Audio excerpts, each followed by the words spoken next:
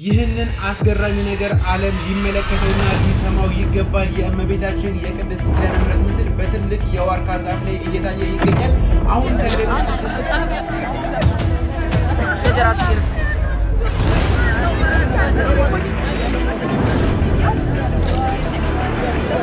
ተመልከቱ ይህንን ተአምር። የቅድስት ኪዳነ ምሕረት ምስል በዛፍ ላይ በቆላ ድባ ከተማ ላይ ታይቷል። ይህንን ተአምር ዓለም ሁሉ ይስማ። በምስራቅ ደንቢያ ወረዳ ቆላ ድባ ከተማ የከተማው እምብርት ተብሎ የሚጠራው አካባቢ በአንድ ግዙፍ ዋርካ ዛፍ ላይ ቅድስት ኪዳነ ምሕረት ድንቅ ተአምራዊ ምስል መታየቱ ተሰማ።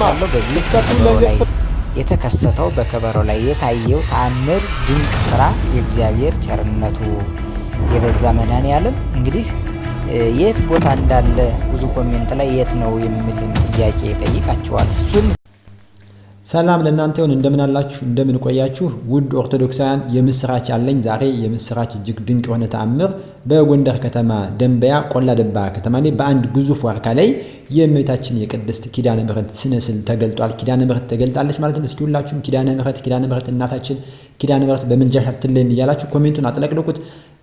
ፕሮቴስታንት ይህን የሚቃወሙ ሁሉ ይፈሩ ማለት ነው። ድንግል ማርያም ዛሬ በግልጽ ተገልጻለች በዋርካው ላይ። እንግዲህ ዋርካው ዛፍ ሊቆረጥ ሲል የደረሰ ሁኔታ ምንድን ነው? እጅግ በጣም ብዙ መሳሪያ ተሰብሯል። ዋርካውን ለመቁረጥ ሄዱ ሰራተኞች ማለት ነው። ምክንያቱም በኮሪደር ልማቱ ምክንያት ዋርካውን ዛፍ ሊቆረጥ ነበር። ነገር ግን ኪዳነ ምሕረት ተገልጣለች። ድንቅ የሆነ ነገር አሳያችኋለሁ ማለት ነው። እንዲሁም ደግሞ በዚህ በከበሮ ላይ የምታዩት ተአምር አለ።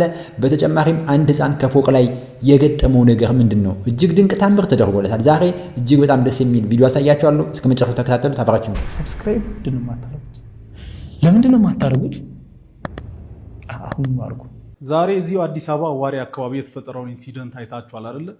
አንድ ሕፃን ልጅ 7ኛ ፎቅ በመስኮት በኩል ወደ ውጭ ወጥቶ ደግሞ ቤታቸው ዝግ ነበረ። ምን ብላችሁ ኤክስፕሌን እንደምታደርጉ አላውቅም። ብቻ እንደምታዩት ውጭ ቆሞ ነበርና ብዙ ሰዎች ደንግጠው ነበር። አንዳንዶች እንደምታዩት እየቀረጹ ነበርና አንድ ጀግና ወጣት እንግዲህ በሩን ሰብሮ ገብቶ ሕፃኑን አድኗል ማለት ነው። እና ሰሞኑን አንድ ልጅ ደግሞ ከደንቢ ዶሎ አዲስ አበባ ከመኪና ስር ተንጠልጥሎ መምጣቱን አይተናል። በሰላም ደርሷል። እግዚአብሔር ብቻ ሕፃናትን ይጠብቃል። ግን ምን ብላችሁ ነው አሁን ይሄን ኤክስፕሌን ልታደርጉ የምችሉት? አንድ ሕፃን ልጅ እንዴት በተዘጋ ቤት ውስጥ በመስኮት ወደ ውጭ ወጥቶ ሊቆም ቻለ? how do you even explain this? በቃ ይሄ እኮ በጣም ዊርድ የሆነ ነገር ነውና ብቻ እግዚአብሔር ይመስገን ልጁ ተርፏል። ይህንን አስገራሚ ነገር ዓለም ሊመለከተውና ሊሰማው ይገባል። የእመቤታችን የቅድስት ኪዳነ ምሕረት ምስል በትልቅ የዋርካ ዛፍ ላይ እየታየ ይገኛል። አሁን ከሌሊቱ 6 ሰዓት ነው። ነገር ግን ይህን መረጃ ለእናንተ ሳላደርስ እንቅልፍ የሚወስደኝ አይመስለኝም። ታህሳስ 22 ቀን 2018 ዓ.ም በምስራቅ ደንቢያ ወረዳ ቆልድባ በተባለችው ከተማ ላይ የከተማው እምብርት ተብሎ በሚጠራው አካባቢ ላይ እንግዲህ በአንድ ግዙፍ የዋርካ ዛፍ ላይም የቅድስት ኪዳነ ምሕረት ድንቅ ተአምራዊ ምስል መታየቱም ተሰምቷል። ክስተቱን ለየት የሚያደርገውና የብዙዎችንም ትኩረት የሳበው ነገር ደግሞ በከተማው እየተከናወነ ባለው የኮሪደር ልማት ምክንያትም በአስፋልቱ ዳር የሚገኘው ይህ ትልቅ ዋርካ እንግዲህ እንዲቆረጥ ታቅዶ የነበረ ቢሆንም ዋርካውን ለመቁረጥም ለመቁረጫነት የሚያገለግሉ ቁሳቁሶች በተደጋጋሚ እየተሰበሩ ስራውን ማከናወን እንዳልተቻለም ተገልጿል።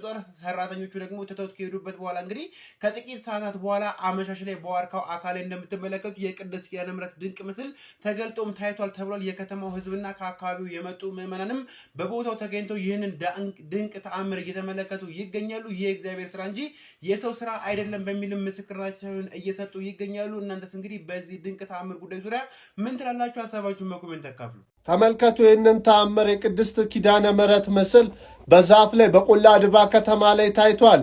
ይህንን ተአምር ዓለም ሁሉ ይስማ። በምስራቅ ደንቢያ ወረዳ ቆላ ድባ ከተማ የከተማው እምብርት ተብሎ የሚጠራው አካባቢ በአንድ ግዙፍ ዋርካ ዛፍ ላይ ቅድስት ኪዳነ ምሕረት ድንቅ ታምራዊ ምስል መታየቱ ተሰማ።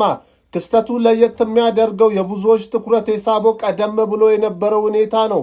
በከተማው እየተከናወነ ባለው የኮሪደር ልማት ምክንያት በአስፋልቱ ዳር የሚገኘው ይህ ዋርካ እንዲቆረጥ ታቅዶ ነበር። ሆኖም ግን በቀን ስራ ተጀምሮ ዋርካውን ለመቁረጥ ሙከራ ቢደረግም ለመቁረጫነት የሚያገለግሉ ቁሳቁሶች በተደጋጋሚ እየተሰበሩ ስራውን ማከናወን አልተቻለም። ለሰራተኞቹ ነገሩ አልሆናለ በማለት ትተውት በሄዱበት ጥቂት ሰዓታት ሳይሞላ አመሻሽ ላይ በዋርካው ላይ የኪዳነ ምሕረት ድንቅ ምስል ተገልብጦ ታይቷል። በአሁኑ ሰዓት የከተማው ሕዝብና በአካባቢው የመጡ ምዕመናን በቦታው ተገኝተው ይህንን ድንቅ ተአምር እየተመለከቱ ይገኛል። ይህ የእግዚአብሔር ሥራ እንጂ የሰው አይደለም በሚል ምስክርነታቸውን እየሰጡ ነው።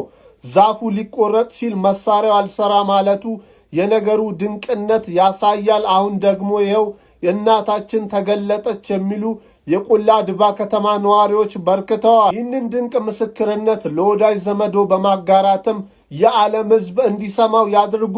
ፎሎ ማድረግ እንዳይረሳ። መልካም ቀን።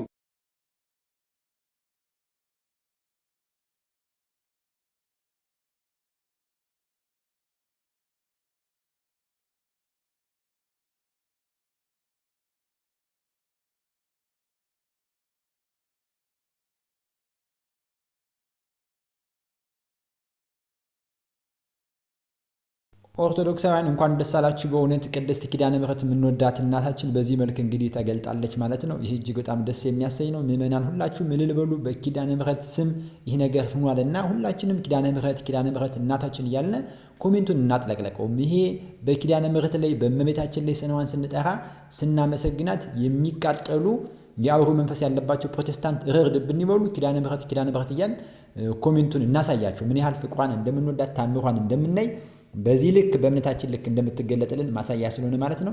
እንግዲህ እጅግ በጣም ድንቅ በሆነ ነገር በጎንደር ከተማ ደንቢያ ቆላ ድባ ቤተ ክህነት ስር የሚገኝ አንድ ዋርካ ዛፍ ላይ በዚህ መልኩ እንደምታዩት ሆኗል ማለት ነው። እጅግ ድንቅ ነው።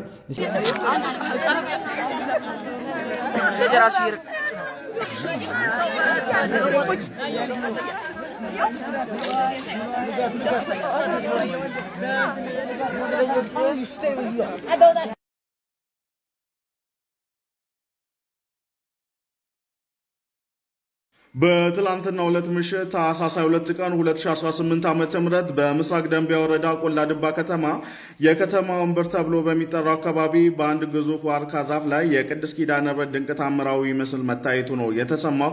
ዛፉ ሊቆረጥ ሲል መሳሪያው አልሰራም ማለቱ ነው የተነገረው።